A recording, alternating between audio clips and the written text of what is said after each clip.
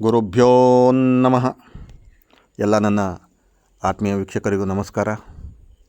ಇವತ್ತು ನಾನು ಮಕರ ರಾಶಿಯ ಫೆಬ್ರವರಿ 2020-25ನೇ ಸಾಲಿನ ಮಾಸ ಭವಿಷ್ಯವನ್ನು ಹೇಳ್ತಾ ಇದ್ದೇನೆ. ಈ ಫೆಬ್ರವರಿ ಮಕರ ರಾಶಿಯ ಭವಿಷ್ಯವನ್ನು ಹೇಳಬೇಕು ಅಂತಂದರೆ ಆ್ಯಕ್ಚುಲಾಗಿ ನಂಗೆ ತುಂಬ ಖುಷಿ ಆಗ್ತಿದೆ.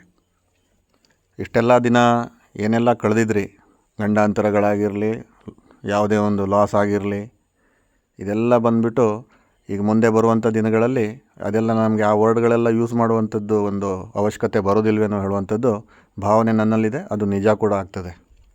ಈ ಫೆಬ್ರವರಿ ತಿಂಗಳಲ್ಲಿ ಮೊದಲನೆಯದಾಗಿ ಈ ಮಕರ ರಾಶಿಯವರೇನಿದ್ದಾರೆ ಲೋಕಜ್ಞಾನಿಗಳಾಗಿರ್ತೀರ. ಅಂದರೆ ನಿಮ್ಮಲ್ಲಿ ಜ್ಞಾನ ವೃದ್ಧಿಯಾಗುವಂಥದ್ದು, ಅಥವಾ ಯಾವುದೇ ಒಂದು ವಿಷಯ ಆಗಲಿ, ವಸ್ತು ಆಗಲಿ, ಯಾವುದೇ ಒಂದು ಸಂಬಂಧಪಟ್ಟ ಒಂದು ಟಾಪಿಕ್ ಬಗ್ಗೆ ಯಾರೇ ಮಾತಾಡಿದರೂ ಕೂಡ ಅದರ ಬಗ್ಗೆ ನಿಮಗೆ ಜ್ಞಾನ ಹೆಚ್ಚಾಗುವಂಥದ್ದು, ಮತ್ತು ಅದರ ಬಗ್ಗೆ ಇಮ್ಮಿಡಿಯೇಟಾಗಿ ಒಂದು ಅರ್ಥ ಮಾಡಿಕೊಳ್ಳುವಂಥ ಒಂದು ಜ್ಞಾನ ಶಕ್ತಿ ನಿಮ್ಮಲ್ಲಿ ವೃದ್ಧಿಯಾಗ್ತದೆ. ಮತ್ತು ಅದೇ ಪ್ರಕಾರವಾಗಿ ನೀವು ಕೆಲಸನೂ ಕೂಡ ಮಾಡ್ತೀರ. ಹಾಗೆ ಜ್ಞಾನ ಜೊತೆಗೆ ಆಲೋಚನಾ ಶಕ್ತಿ ಕೂಡ ಜಾಸ್ತಿ ಆಗುವಂಥದ್ದು.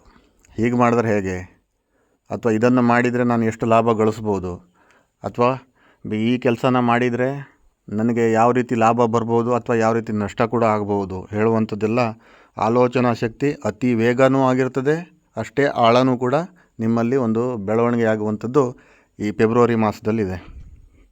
ಶನಿ ಗ್ರಹವು ಧನಸ್ಥಾನದಲ್ಲಿ, ಅದೇ ರೀತಿಯಾಗಿ ಬುಧ, ಸೂರ್ಯ ಕೂಡ ಧನಸ್ಥಾನದಲ್ಲಿದ್ದು ತುಂಬ ಒಳ್ಳೆಯ ಧನಲಾಭವನ್ನೇ ನಿಮಗೆ ಬರುವಂಥದ್ದು ಈ ಫೆಬ್ರವರಿ ಮಾಸದಲ್ಲಿ. ಆದರೆ ಶನಿ ಮತ್ತು ಸೂರ್ಯ ಅಂತಂದರೆ ಅಪ್ಪ ಮಗ, ಸ್ವಲ್ಪ ಘರ್ಷಣೆ ಜಾಸ್ತಿ ಇರ್ತದೆ. ನಿಮ್ಮಲ್ಲೂ ಕೂಡ ತಂದೆ ಮತ್ತು ನಿಮ್ಮಲ್ಲಿ ಸ್ವಲ್ಪ ಘರ್ಷಣೆಗಳು ಇರ್ಬೋದು. ಏನೇ ಇದ್ದರೂ ಕೂಡ ದೊಡ್ಡವರಾದವರು ಒಂದು ಮಾತಾಡಿದಾಗ ಅದಕ್ಕೆ ತಾವು ಪ್ರತ್ಯುತ್ತರ ಕೊಡದೆ ಅಲ್ಲಿಂದ ಅಲ್ಲೇ ಮಾತಲ್ಲೇ ಮುಗಿಸಿ ಅದನ್ನು ತಣ್ಣಗೆ ಮಾಡಿಕೊಂಡ್ರೆ ನಿಮ್ಮ ಭವಿಷ್ಯ ಉಜ್ವಲವಾಗಿರ್ತದೆ. ಯಾವತ್ತಿದ್ರೂ ಕೂಡ ತಂದೆ ಮತ್ತು ತಾಯಿಂದರ ಜೊತೆಗೆ ಜಗಳ ಆಡಿಕೊಂಡ್ರೆ ನಿಮ್ಮ ಮಾನಸಿಕ ನೆಮ್ಮದಿ ಕೆಡ್ತದೆ. ಅದಾಗಿದ ಮೇಲೆ ಯಾವುದೇ ಒಂದು ಕೆಲಸ ಮಾಡಲಿಕ್ಕೂ ನಿಮ್ಗೆ ಮೂಡು ಬರೋದಿಲ್ಲ, ಅದು ಕೈಗೂಡು ಕೂಡ ಬರೋದಿಲ್ಲ.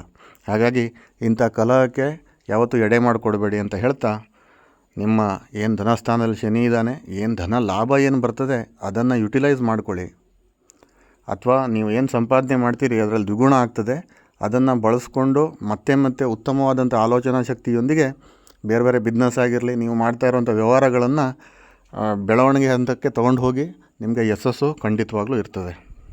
ಶುಕ್ರ ಗ್ರಹವು 3ನೇ ಮನೆಯಲ್ಲಿರೋದ್ರಿಂದ ಅಣ್ಣ ತಮ್ಮ, ಅಕ್ಕ ತಂಗಿ ಇವರೆಲ್ಲ ನೀವು ಒಂದು ಕಡೆಗೆ ಸೇರುವಂಥದ್ದು, ಯಾವುದೊಂದು ಸಮಾರಂಭದಲ್ಲಾಗಲೋ ಅಥವಾ ಯಾವುದೊಂದು ಮದುವೆ ಫಂಕ್ಷನಲ್ಲಾಗಲೋ ಸೇರುವಂಥದ್ದು, ಮೀಟ್ ಆಗುವಂಥದ್ದು, ಭೇಟಿಯಾಗುವಂಥದ್ದು ಒಬ್ಬೊಬ್ಬರಿಗೆ ಆಗ್ತದೆ. ಹಾಗಾಗಿ ನಿಮ್ಮ ಒಂದು ಬಾಂಧವ್ಯನೂ ಕೂಡ ಉತ್ತಮವಾಗಿರ್ತದೆ. ವಿದ್ಯಾರ್ಥಿಗಳಿಗೆ ಉತ್ತಮ. ಈ ಫೆಬ್ರವರಿ ತಿಂಗಳಲ್ಲಿ ವಿದ್ಯಾರ್ಥಿಗಳಿಗೆ ಅತ್ಯುತ್ತಮವಾದಂಥ ಮಾಸ. ಯಾರೆಲ್ಲ ಈ ಕಾಂಪಿಟೇಟಿವ್ ಎಕ್ಸಾಮ್ ಬರೀತಾ ಇದ್ದವರಾಗಿರಲಿ, ಅಥವಾ ಶಾಲಾ ಕಾಲೇಜುಗಳಲ್ಲಿ ವ್ಯಾಸಂಗ ಮಾಡ್ತಾ ಇರೋರಿಗೂ ಕೂಡ ಉತ್ತಮವಾದಂಥ ಮಾಸ. ಯಾಕಂತಂದರೆ 5ನೇ ಮನೆಯಲ್ಲಿ ಗುರು ಇರೋದರಿಂದ ಈ ವಿದ್ಯಾರ್ಥಿಗಳಿಗೆ ಉತ್ತಮವಾದಂಥ ಒಂದು ವಿದ್ಯಾಭ್ಯಾಸ ತಲೆ ಒಳಗಡೆ ಹೋಗ್ತದೆ. ನೀವು ಏನೇ ಒಂದು ಓದಿದರೂ ಕೂಡ ಯಾವುದೇ ಒಂದು ಕಠಿಣವಾಗಿರಲಿ ಅಥವಾ ಸುಲಭವಾಗಿರಲಿ, ಅದು ತುಂಬ ಸುಲಭವಾಗಿ ನಿಮ್ಗೆ ಅರ್ಥ ಆಗ್ತದೆ. ಅದೇ ರೀತಿಯಾಗಿ ನಿಮ್ಮ ಜ್ಞಾನ ಕೂಡ ವೃದ್ಧಿಯಾಗ್ತದೆ. ನೀವು ಅಂದ್ಕೊಂಡಿರುವಂಥ ಕಾಂಪಿಟೇಟಿವ್ ಎಕ್ಸಾಮ್ ಆಗಿರಲಿ, ಯಾವುದೇ ಒಂದು ಈ ಸೆಮಿಸ್ಟರ್ ಎಕ್ಸಾಮ್ ಇರಲಿ, ಯಾವುದರಲ್ಲೂ ಕೂಡ ಒಂದು ತೇರ್ಗಡೆ ಆಗಲಿಕ್ಕೆ ಉತ್ತಮವಾದಂಥ ಮಾಸ ಈ ಫೆಬ್ರವರಿ ಮಾಸ ಆಗಿರ್ತದೆ. ಕೇತು ಗ್ರಹವು ಅಷ್ಟಮದಲ್ಲಿರೋದ್ರಿಂದ ಒಂದು ಸ್ವಲ್ಪ ವಿಘ್ನಗಳು ಆಗುವಂಥದ್ದಿದೆ. ಅದು ಹೆಚ್ಚಿನದಾಗಿ ಗಂಡ ಹೆಂಡತಿಯಲ್ಲಿ ಸ್ವಲ್ಪ ಸಣ್ಣ ಪುಟ್ಟ ಕಲಹಗಳು. ಏನೇನಪ್ಪ ನನಗೆ ರಾಣಿ ಥರ ನೋಡ್ಕೊಳ್ತೀನಿ ಅಂತ ಹೇಳಿದ್ದೆ, ಇವತ್ತು ನೋಡಿದರೆ ಇಲ್ದಿರೋ ಸಮಸ್ಯೆಗಳೇ ಹೇಳ್ತಿದ್ಯಾ ಅಂದ್ಕೊಂಡ್ಬಿಟ್ಟು ಹೆಂಡತಿಯಾದವ್ರು ಬಂದುಬಿಟ್ಟು ಗಂಡನ ಹತ್ರ ಕೇಳ್ಬೋದು. ನನಗೆ ರಾಣಿ ಥರ ನೋಡ್ಕೊಳ್ತೀನಿ ಅಂದ್ಕೊಂಡು ಹೇಳಿದ್ದೆ, ಇವತ್ತು ಯಾಕೆ ಈ ಥರ ಅಂದ್ಕೊಂಡು ಕೇಳೋರಿಗೆ ಒಂದೇ ಒಂದು ಮಾತು ಹೇಳ್ತೀನಿ. ನೀನು ರಾಣಿ ಆಗೋದಕ್ಕಿಂತ ಮೊದಲು ನಿನ್ನ ಗಂಡನಿಗೆ ರಾಜನ ಥರ ನೋಡಿದರೆ ನಿನಗೆ ಆ ರಾಣಿ ಪಟ್ಟ ತನ್ನಿಂದ ತಾನಾಗೇ ಬರ್ತದೆ. ನಿನ್ನ ಗಂಡನೇ ರಾಜ ಆದಮೇಲೆ ಮತ್ತೆ ನಿಮಗೆ ರಾಣಿ ಅಂತ ಹೆಸರಿಡಬೇಕು ಅಥವಾ ರಾಣಿ ಥರ ನೋಡ್ಕೋಬೇಕು ಅಂತ ಏನಿಲ್ಲ. ಅದು ಆಟೋಮೆಟಿಕ್ಲಿ ನೀವೇ ಅಲ್ಲಿ ರಾಣಿಯಾಗಿರ್ತೀರ. ಇದು ನೆನಪಲ್ಲಿರಲಿ. ಕಾನೂನಿನಲ್ಲಿ ಜಯ.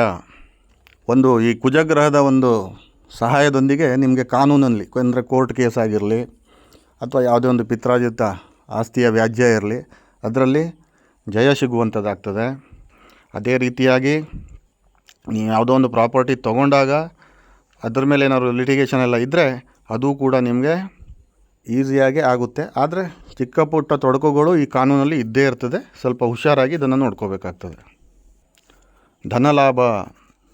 ಧನಲಾಭ ಯಾವತ್ತಿದ್ರೂ ಕೂಡ ಈ ಫೆಬ್ರವರಿ ಮಾಸದಲ್ಲಿ ನಿಮಗೆ ಯಥೇಚ್ಛವಾಗಿ ಬರುವಂಥದ್ದು, ಆವಾಗಲೇ ಹೇಳಿದೆ ನಾನು. ಹಾಗಾಗಿ ಬಂದಂತಹ ಧನಲಾಭವನ್ನು ಸುರಕ್ಷಿತವಾಗಿ ಖರ್ಚು ಮಾಡಿ, ದುಂದು ವೆಚ್ಚಕ್ಕೆ ಹೋಗಬೇಡಿ. ಮಕರ ರಾಶಿಯವರಿಗೆ ದುಂದು ವೆಚ್ಚ ಅತಿ ಆಗ್ತದೆ. ಹಾಗಾಗಿ ಹಾಸಿಗೆ ಇದ್ದಷ್ಟೇ ಕಾಲು ಚಾಚಿದರೆ ಒಳ್ಳೆಯದು. ಇಲ್ಲ ಇವತ್ತು ಬಂತು ಅಂದ್ಕೊಂಡು ಇವತ್ತಿಂದ ಇವತ್ತಿಗೆ ಖಾಲಿ ಮಾಡ್ಕೊಂಡು ಕೂತ್ಕೊಂಡ್ರೆ ನಾಳೆ ಬರುವಂಥದ್ದು ಲಕ್ಷಣಗಳು ಎಲ್ಲೂ ಕಾಣೋದಿಲ್ಲ, ಯಾರೂ ನಿಮ್ಗೆ ಕೊಡೋದು ಇಲ್ಲ. 10 ರೂಪಾಯಿ ನಮ್ಮ ಹತ್ರ ಇದ್ದಾಗ ನಾವು ಖರ್ಚು ಮಾಡ್ಕೊಂಡ್ಬಿಡ್ಬೋದು ಅಲ್ವಾ. ನಮ್ಮ ಹತ್ರ ಏನೂ ಇಲ್ಲಿದ್ದಾಗ ಬೇರೆಯವ್ರ ಹತ್ರ ಹೋಗಿ ನೀವು ಕೇಳಿದರೆ, ಇಲ್ಲಪ್ಪ ನನ್ನ ಹತ್ರನೂ ಇಲ್ಲ, ಅದೇನೋ EMI ಇತ್ತು ಕಟ್ಬಿಟ್ಟೆ, ಅಥವಾ ಏನೋ ಮಗಳು ಫೀಸ್ ಇತ್ತು ಕಟ್ಬಿಟ್ಟೆ, ಇಲ್ಲಾಂದರೆ ಏನೋ ರೇಷನ್ ತೊಗೊಂಬಂದ್ಬಿಟ್ಟೆ ಹೇಳುವಂಥದ್ದು ತುಂಬ ಕಾರಣಗಳು ಕೊಡೋಕ್ಕೆ ಶುರು ಮಾಡ್ತಾರೆ. ಅದಕ್ಕೆ ನಿಮ್ಮಲ್ಲಿ ಇರಬೇಕಾದ್ರೆ ಸ್ವಲ್ಪ ಸುರಕ್ಷಿತವಾಗಿ ಇಟ್ಕೊಂಡು ಸೇವ್ ಮಾಡಿ, ಸ್ವಲ್ಪ ಅಮೌಂಟನ್ನು ಫ್ಯೂಚರ್ಗೋಸ್ಕರ ಸೇವ್ ಮಾಡ್ಕೊಳ್ಳಿ. ಧನಲಾಭ ಬಂದೇ ಬರ್ತದೆ. ಅದೇ ರೀತಿಯಾಗಿ ಶತ್ರುನಾಶ. ಎಲ್ಲರೂ ಪ್ರತಿಯೊಬ್ಬರಿಗೂ ಶತ್ರುಗಳು ಅಂತಂದಮೇಲೆ ಇದ್ದೇ ಇರ್ತಾರೆ. ಆದರೆ ಮಕರ ರಾಶಿಯವ್ರಿಗೆ ಸ್ವಲ್ಪ ಶತ್ರುಗಳು ಜಾಸ್ತಿ. ಯಾಕಂತಂದರೆ ಅವರು ಅತಿ ಜ್ಞಾನಿಗಳಾಗಿರ್ತಾರೆ ಮತ್ತು ಯಾವುದೇ ಕೆಲಸದಲ್ಲಿ ಅವರು ಮುನ್ನುಗ್ಗಿದ್ರು ಕೂಡ ಅದರಲ್ಲಿ ಪರಿಣಿತರಾಗಿರ್ತಾರೆ. ಹಾಗಾಗಿ ಶತ್ರುಗಳು ನಾರ್ಮಲಾಗಿ ಉಟ್ಕೊಳ್ಳುವಂಥ ಸಹಜ ಅದು. ಅದರಲ್ಲೂ ಕೂಡ ಹಿತಶತ್ರುಗಳೇ ಜಾಸ್ತಿ ಇರ್ತಾರೆ. ನಿಮಗೆ ಹಿಂದುಗಡೆಯಿಂದ ಜಾಕು ಹಾಕೋರು ಅದು ಬೇರೆಯವರು ಯಾರೂ ಅಲ್ಲ, ನಮ್ಮವರೇ ಆಗಿರ್ತಾರೆ. ಹಾಗಾಗಿ ಈ ಶತ್ರು ನಾಶವಾಗುವಂಥದ್ದು ಈ ಫೆಬ್ರವರಿ ಮಾಸದಲ್ಲಿ ಕಂಡುಬರ್ತದೆ. ಹಾಗಾಗಿ ಶತ್ರು ನಾಶ ಆಗ್ತದೆ ಅಂದ್ಕೊಂಡು ಗುರುಗಳು ಹೇಳಿದ್ರು ಅಂದ್ಕೊಂಡು ಮತ್ತೆ ಶತ್ರುಗಳಿಗೆ ಹುಟ್ಟಾಕ್ಸ್ಕೊಳ್ಳೋಕೆ ಹೋಗಬೇಡಿ. ಶತ್ರುಗಳೇ ಯಾವತ್ತಿದ್ರು ಶತ್ರುನೇ. ಹಾಗಾಗಿ ನೀವು ಮಾಡುವಂಥದ್ದು ಕೆಲಸದಲ್ಲಿ ಯಾರಾದರೂ ಅಂಥವ್ರು ಇದ್ದರೆ ಸ್ವಲ್ಪ ದೂರ ಇಟ್ಟುಬಿಟ್ಟು ನಿಮ್ಮ ಕೆಲಸನ ನೀವು ಮಾಡ್ಕೊಂಡು ಹೋಗಿ, ಆಯಿತಾ. ದಾರಿದ್ರ್ಯ ದೂರವಾಗುವಂಥದ್ದು. ಯಾರೆಲ್ಲ ಕಷ್ಟ ನಷ್ಟ ಅನುಭವಿಸಿ ಎಲ್ಲ ಕಳ್ಕೊಂಡಿದ್ರಿ, ಅಮೌಂಟ್ ಆಗಿರಲಿ, ಯಾವುದೇ ಒಂದು ಬಿಸ್ನೆಸ್ ಮಾಡೋಕ್ಕೋದ್ರೂ ಅಲ್ಲಿ ಲಾಸು, ಪ್ರತಿಯೊಂದು ವಿಷಯದಲ್ಲೂ ಕೂಡ ಲಾಸು ಅನುಭವಿಸ್ತಿದ್ದವರಿಗೆ ಅಂತಹ ದಾರಿದ್ರ್ಯ ಈ ಫೆಬ್ರವರಿ ಮಾಸದಲ್ಲಿ ದೂರವಾಗುವಂಥದ್ದು. ಹಾಗಾಗಿ ತಾವು ಧೈರ್ಯವಾಗಿರ್ಬೋದು, 100ಕ್ಕೆ 100 ಧೈರ್ಯವಾಗಿರಿ. ನೀವು ಮಾಡುವಂಥ ಕೆಲಸ ಕಾರ್ಯಗಳಲ್ಲಿ ನಂಬಿಕೆ ಇಡಿ, ಯಶಸ್ಸು ತನ್ನಿಂದ ತಾನಾಗೆ ನಿಮಗೆ ಬರ್ತದೆ. ದಾನ ಧರ್ಮ ಮಾಡುವಂಥದ್ದು. ದಾನ ಧರ್ಮ ಮನುಷ್ಯ ಆದವನು ಯಾವಾಗ ಮಾಡ್ತಾನೆ ಹೇಳಿ? ನಿಮ್ಮ ಕೈಯಲ್ಲಿ ಯಾವತ್ತು ಹಣ ಯಥೇಚ್ಛವಾಗಿ ಬರಲಿಕ್ಕೆ ಶುರುವಾಗ್ತದೋ ಆವಾಗ ನಿಮ್ಗೆ ದಾನದ್ದು ನೆನಪಾಗ್ತದೆ, ಧರ್ಮದ್ದು ನೆನಪಾಗ್ತದೆ. ಕೈಯಲ್ಲಿ ಇಲ್ಲಿದ್ದಾಗ ಇದೆಲ್ಲ ನೆನಪಾಗೋದಿಲ್ಲ. ಹಾಗಾಗಿ ಹಣವೂ ಯಥೇಚ್ಛವಾಗಿ ಬರ್ತದೆ. ನಿಮಗೆ ಈ ದಾನ ಮತ್ತು ಧರ್ಮ ಮಾಡಬೇಕು ಹೇಳುವಂಥ ಮನಸ್ಸು ಕೂಡ ಆಗುವಂಥದ್ದು. ನೀವು ದಾನ ಧರ್ಮ ಮಾಡಿದರೆ ಅದು ಮುಂದಿನ ಒಂದು ಭವಿಷ್ಯಕ್ಕೆ ಉತ್ತಮವಾದಂಥದ್ದು ಒಂದು ಪರಿಣಾಮ ಕೊಡುವಂಥದ್ದು. ಆರೋಗ್ಯ ಉತ್ತಮ. ಮಕರ ರಾಶಿಯವರಿಗೆ ಸ್ವಲ್ಪ ಈ ಸೊಂಟ ನೋವು, ಹೆಂಗಸರಿಗಾದ ಸ್ವಲ್ಪ PCOD ಅದೆಲ್ಲ ಇತ್ತು. ಸೊ ಇದೆಲ್ಲ ದೂರವಾಗುವಂಥದ್ದು ಮತ್ತು ಆರೋಗ್ಯನೂ ಕೂಡ ಉತ್ತಮವಾಗಿರುವಂಥದ್ದು ಕಂಡುಬರ್ತದೆ.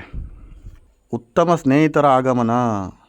ಈ ಫೆಬ್ರವರಿ ಮಾಸದಲ್ಲಿ ಉತ್ತಮವಾದಂಥ ಸ್ನೇಹಿತರ ಆಗಮನ ನಿಮ್ಮ ಲೈಫಲ್ಲಿ ಆಗುವಂಥದ್ದು, ನಿಮ್ಮ ಬಾಳಲ್ಲಿ ಆಗುವಂಥದ್ದು. ಹಾಗಾಗಿ ಯಾರೇ ಉತ್ತಮವಾದ ಸ್ನೇಹಿತರು ಬಂದರೂ ಕೂಡ ಒಂದು ಸಾರಿ ತೂಗಿ ಅಳತೆ ಮಾಡಿಬಿಟ್ಟೇ ಅವರ ಸ್ನೇಹ ಬೆಳೆಸಿ. ಯಾಕಂತಂದರೆ ನೋಡ್ತಾ ಎಲ್ಲರೂ ಒಳ್ಳೆಯವರೇ ಕಾಣ್ತಾರೆ ನಿಮ್ಮ ಕಣ್ಣಿಗೆ.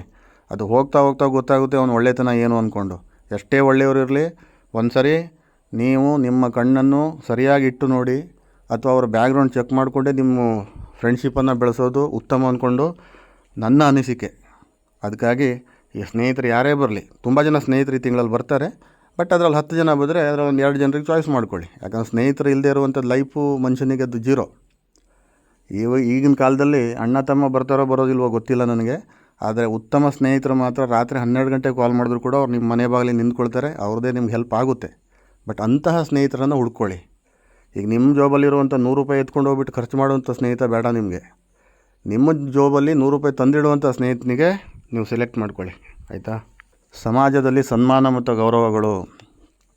ನಿಮ್ಮ ಒಂದು ಒಳ್ಳೊಳ್ಳೆಯ ಕೆಲಸಕ್ಕೆ ಮತ್ತು ಒಳ್ಳೊಳ್ಳೆಯ ಕಾರ್ಯಗಳಿಗೆ ಸಮಾಜದಲ್ಲಿ ಉತ್ತಮವಾದಂಥ ನಿಮಗೆ ಸನ್ಮಾನವೂ ಕೂಡ ಆಗ್ತದೆ, ಗೌರವವೂ ಕೂಡ ಆಗ್ತದೆ.